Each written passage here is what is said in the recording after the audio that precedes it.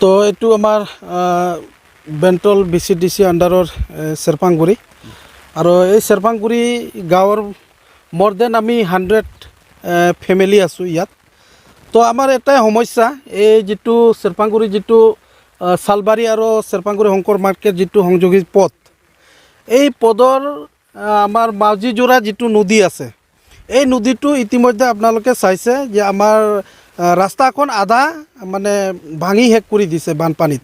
তো এইখিনি আমি অনুৰোধ কৰিব বিচাৰিছোঁ চৰকাৰক, কাৰণ আমাৰ এই মোৰ দেন 100 ফেমিলি ইয়াত আছোঁ। এতে বিশেষকৈ আমাৰ স্কুলত যাব কাৰণে ল'ৰা ছোৱালী এটাই পথ আছে, আৰু বিশেষকৈ যদি তেনেকুৱা বেমাৰ আজাৰ হয় তো এইখিনি মানে গাঁৱত সোমাব লাগিলে এইখিনি ৰাস্তা দি সোমাব লাগে।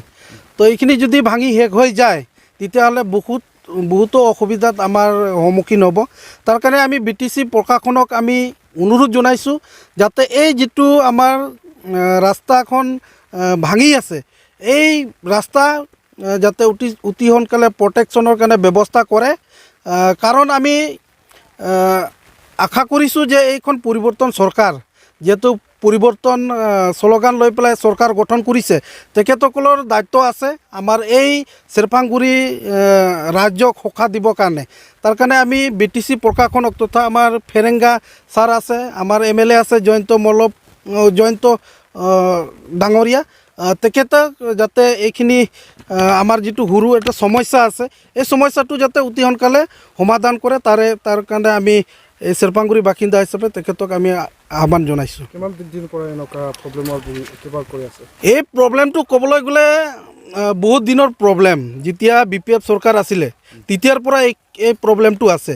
তো আমি BPF চৰকাৰকো বহুত আমি অনুৰোধ কৰিছিল যে এইখিনি কাম আমাৰ অতি সোনকালে কৰি দিব লাগে, কাৰণ এই যিটো নদী, এই নদীটো যদি এইটো ভাঙি চিধা হৈ যায় বহুতৰ মানুহৰ মাটি বাৰী ক্ষতি হ'ব আৰু যাতায়াতৰ মানে বহুত অসুবিধা হ'ব। কিন্তু তেখেতসকলে BPF চৰকাৰক কোনো কাণসাৰ নিদিয়াৰ কাৰণে আজিলৈকে এইখিনি কৰিব পৰা নাই। আৰু এই নতুন চৰকাৰতো MLA আহিছিল, আমাৰ ফেৰেংগা ছাৰ আহিছিল, তথাপিও এইখিনি কাম আজিলৈকে ধৰিব পৰা নাই।